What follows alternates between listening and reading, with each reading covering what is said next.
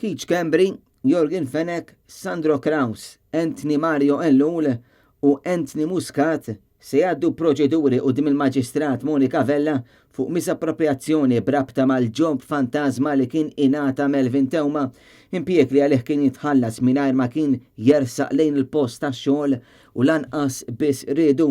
Il-middleman fl-assassinju ta' Daphne Caruana Galizia iddikjara kemm il-darba li kien jieħu l-paga mingħajr ma applika xi forma ta' impjieg. Wara li intemmet l-inkjesta dwar dan il-każ, il-Pulizija proċedew billi jippreżentaw il-każ tagħhom quddiem il-qorti tal-Maġistrati bil-provi għandhom jibdew jinstemaw nhar it-tlieta 6 ta' Settembru f'nofsinhar neqsin kwart.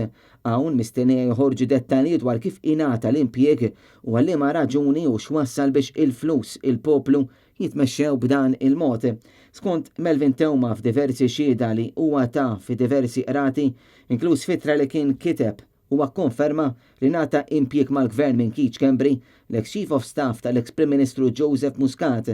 Tewma qal ukoll li x'Cambry kien bagħtu għand Sandro Kraus, il-kap tal-Customer Care tal-OPM fil-Ministeru faċċata tat-Teatru l-Antik.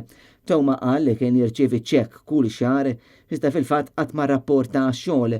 Il-ħlasijiet waqfu wara l-elezzjoni tal-2017. Skont is-sit elettroniku tal-Gvern, il-kumpanija li tagħmel xogħol għall-Gvern kienet ippreżeduta minn George Meli u kellha bħala segretarju tal-bord il-Gavin Gulija, l-ex Ministru tat-Turiżmu u ċermen attwali tal-Awtorità Maltija għat-Turiżmu. Qed ikun allegat ukoll li Jorgen Fenech li wkoll jinsab mixli bl-assassinju ta' Daphne Caruana Galizia allegatament kellu wkoll sem fl-impjieg modi l-Tewma. Il-Pulizija temmet ukoll li ċertu Anthony Muscat li huwa l-ex kap eżekuttiv tal-kumpanija li offrit il-Melvin Tewma salarju ta' 1,200 euro fix-xahar għall-impjieg fantasma ukoll kellu sem floti tal-impjieg.